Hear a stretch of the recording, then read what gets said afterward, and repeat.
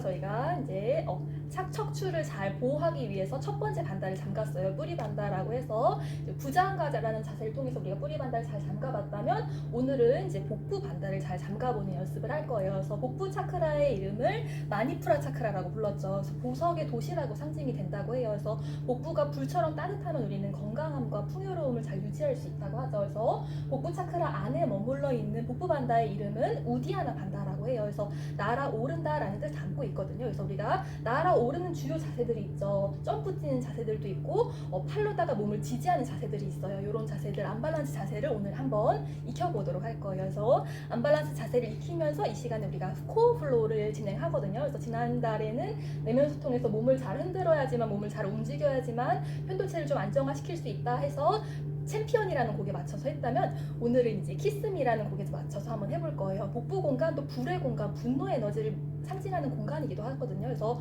분노는 플리즈, 부탁의 좀 거친 표현이라고 하잖아요. 그래서 내게 들리는 모든, 내가 나에게서 일으키는 분노 혹은 누군가가 나에게 주는 분노를 우리가 키스미로 좀 받아들일 수 있다면 좀 삶을 수월하게 살아낼 수 있지 않을까 싶어가지고 오늘은 키스미라는 곡에 맞춰서 우리가 지난 시간에 1번 차크라 정화하면서 몸을 마치 땅에 댈 때, 땅을 디딜 때 키스를 하듯 사랑의 마음을 내듯 그 마음을 전달하면 또 그 사랑의 마음을 또 우리가 받을 수 있게 된다라는 이야기를 하면서 우리가 집단 무의식에 대한 이야기를 좀 나눴었죠. 그래서 오늘 키스미라는 곡에 맞춰서 코어 플로우 또한 한번 진행해 보도록 할 거예요. 그래서 마니푸라 차크라, 불을 상징하는 공간이라고 하죠. 그래서 불을 상징하는 요가 용어들이 굉장히 다양하게 있었어요.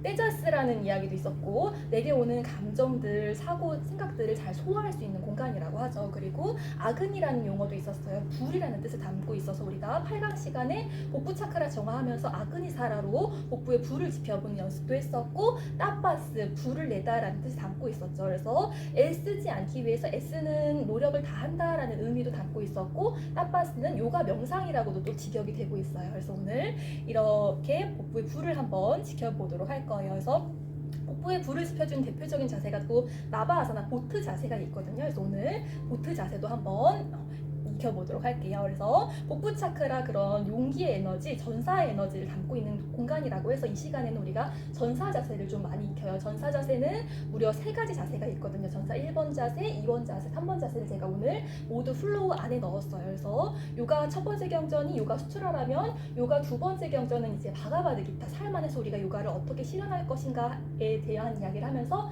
삶을 전쟁에 빗대고 있어요. 그래서 우리가 전사가 되어서 삶을 잘 살아보자라는 이야기를 나누고 있거든요. 그래서 오늘 전사 자세 하면서 그런 복부의 불을 좀 일으켜보고 행위를 하면서 내가 내 삶의 주인이 되어보는 연습 또한 한번 해보도록 할게요.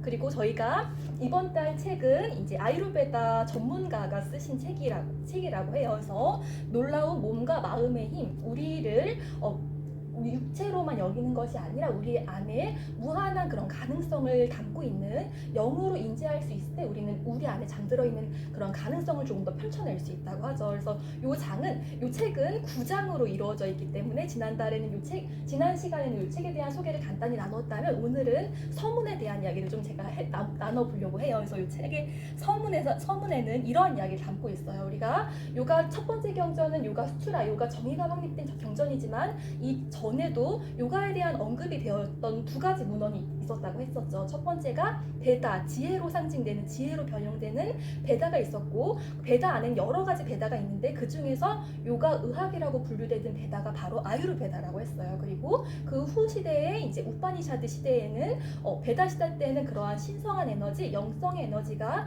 자연 안에 깃들어 있다고 사람들이 여겼기 때문에 제사 문화가 있었다면 그것이 자연에게만 있는 것이 아니라, 외부에게만 있는 것이 아니라 우리 안에도 있다라는 사상이 확산된 2번째 무덤이 바로 우파니샤드였어요. 그래서 우리가 마음의 요가라는 책에서 우파니샤드에 대한 이야기를 계속해서 나누기도 했었죠.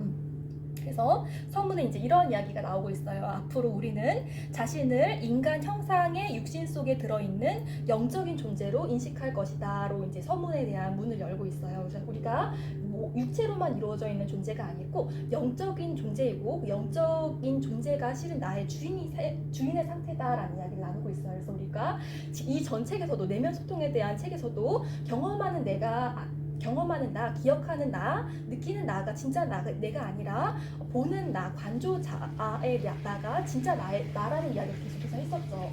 그리고 11월 달 도서가 바로 영적으로 관계 맺기라는 책이었는데 이 11월 달 도서의 매듭글에서 이제 샤르댕 신부의 이제 인용문으로 이 책이 매듭 지어지고 있었어요. 그래서 이 책에서도 인간은 영을 담은 육이 아니라 육을 경험하는 영이다라는 말로 이제 이 책이 마무리되고 있었죠. 그래서 오늘 우리 안에 깃들어 있다는 그러한 신성한 에너지, 영적인 에너지를 좀 일으켜보는 육체의 움직임을 통해서 일으켜보는 한번 시간 가져보도록.